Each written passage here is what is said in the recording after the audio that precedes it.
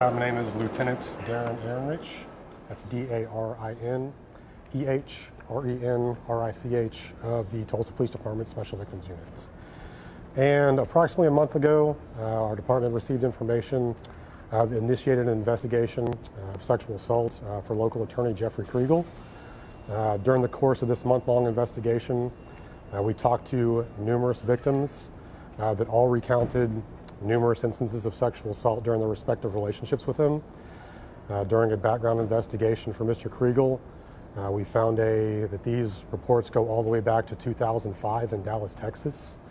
And with the number of reports that we have and the number of victims that we have, over the extended period of time that we have, I think it's safe to say that the evidence shows that this is a serial offender.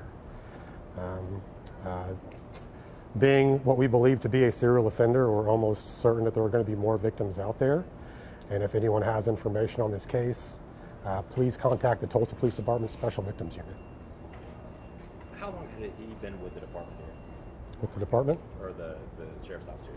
No, he's an attorney. Right, the DA, I'm sorry. Yes. No, he's a private attorney. Gotcha. How long had he been with you guys? Or had the relationship been? He has no relationship with the Tulsa Police Department. Gotcha. He's just a local attorney. What kind of charges could he face?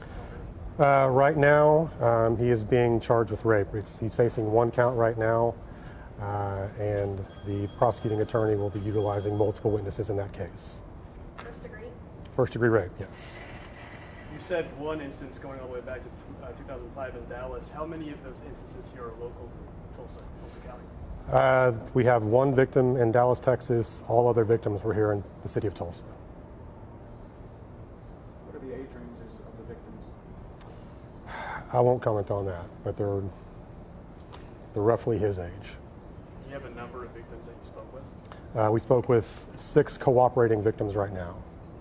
Or excuse me, 6 victims that gave a statement and 5 cooperating victims. It seemed like you inferred that he was in relationships possibly with these victims off the top. Is that true? Yes, I would say that during the course of this investigation that the information was that he was in relationships with these victims, which is, that's actually most common. I think when people look at rape and think about rape, the first thing that comes to someone's mind is someone jumping out of the shadows on a jogging trail with a gun or a knife. When the overwhelming statistical likelihood is if you're going to be sexually assaulted, you're going to be sexually assaulted by someone that is known to you. Is it disturbing to know that he practiced primarily in defense criminal law, and to see, that he was maybe liable for all of these violent acts, to know that he sort of represents some people here in Tulsa in the past? Is it disturbing at all to know that? I think this case is disturbing regardless of who the suspect is. Again, with the number of victims and the time frame that these crimes span, that's the most disturbing part to me, I think. And again, when you look at rape suspects, I mean, you can Google, you see preachers. There's been police officers arrested for sexual assault. The crime in and of itself is the most heinous aspect to me. When and where was he taken into custody? We just completed serving a search warrant at his residence at 20 North Union Avenue, and he was placed in custody approximately an hour and a half ago. Were any of his victims former clients of his? No comment on that right now. You said 6 gave a statement, 5 cooperated. Do you suspect that there are more victims that will come forward? I sure hope there are. Again, when you look at the number of victims we have with the time frame that these crimes span, we're talking about 16 years here. So when you have a 16-year span of known crimes and as many victims as we've already talked to, I think the overwhelming statistical likelihood is that there are going to be more victims. And that's what we hope to put out there, is if anyone has any kind of information on this case or has had any contact with Mr. Kriegel in the past that they think is going to be relevant to this case, please reach out to the Tulsa Police Department Special Victims Unit. Absolutely horrific, disturbing. In interviewing these victims, I mean, what is your message to them and to those who maybe want to come forward? Well, we would not be able to prosecute this crime without the bravery of those victims coming forward. I think there's some sort of stigma that it takes victims a long time to come forward. And it takes them a long time to come forward because there's a lot of trauma to process there. When you look at what the criminal justice system does to sexual assault survivors, it's hard to watch in court. So. Were there any chemicals utilized in the commission of these rapes? The details of several of the rapes is that they were commissioned when the victims were unconscious. So that is one aspect that we are investigating. Did he try to refuse being arrested, or was he pretty Uh, cooperative? he was cooperative. Did he seem surprised? Was he shocked? I wasn't there for when he was taken into custody. Our fugitive warrants unit took him into custody, and then our unit and the others were assisting in that investigation, went and searched the house.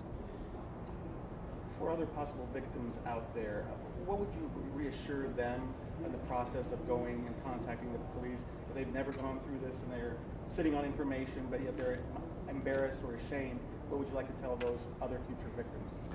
That we take every one of these cases seriously. We understand the hesitancy to come forward, but we are here for them. We'll take one more question.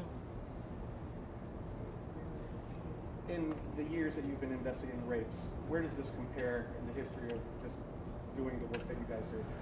It's rare that we have a suspect where the crimes have gone on this extensively with this many victims. So I would say that this is a pretty rare case. You and the last time Tulsa's had a serial rapist? This many? I believe the last one was, I forget his name, but he was the individual that we don't know if he committed suicide or if he just ran his car off the road from falling asleep, but it was the guy that was deceased by crashing into the traffic sign when there was that series of, do you remember that case?